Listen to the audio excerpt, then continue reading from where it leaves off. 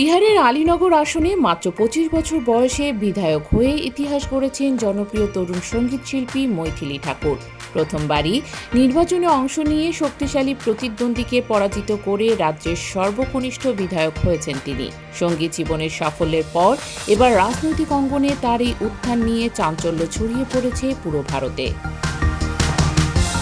বিজেপির প্রার্থী মৈথিলী আলীনগর আসনে রাষ্ট্রীয় জনতা দল আরজেডির শক্তিশালী প্রার্থী বিনোদ মিশ্রকে ১১,৭৩০ ভোটে পরাজিত করে জয় ছিনিয়ে নিয়েছেন।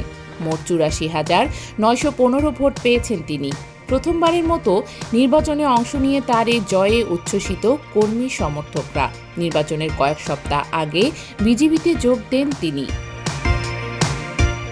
নির্বাচনে ২৪৩ আসনের মধ্যে বিজেপি সমর্থিত এনডিএ জোট পেয়েছে ২০০-র বেশি আসন। অন্যদিকে কংগ্রেস সমর্থিত মহাজোট পেয়েছে ৩৫টি আসন।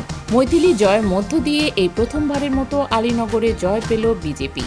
মৈথিলীর প্রধান নির্বাচনী প্রতিশ্রুতিগুলোর মধ্যে ছিল আলীনগরের নাম পরিবর্তন করে সীতানগর রাখা এবং মেয়েদের শিক্ষা ব্যবস্থা শক্তিশালী করা।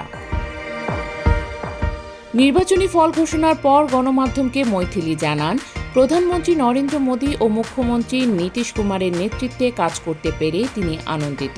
মোদীর দিক নির্দেশনা প্রতিটি বিহারীকেই গর্বিত করবে। বলেন, এটি আমার কাছে স্বপ্নের মতো। আমি আমার এলাকায় ঘরের মেয়ে হিসেবেই মানুষের পাশে থাকতে চাই। এখন আমার পুরো মনোযোগ আলীনগরের উন্নয়নের দিকে।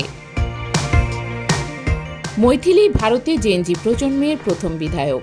২০০০ সালের ২৫শে জুলাই বিহারের মধুবনীতে জন্ম তার।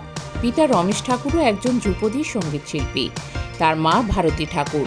মৈথিলীরা মোট ৩ ভাই বোন, আর এক ভাই ঋষভ ঠাকুর তবলাবাদক এবং আরেক ভাই আয়াচি ঠাকুর কণ্ঠশিল্পী।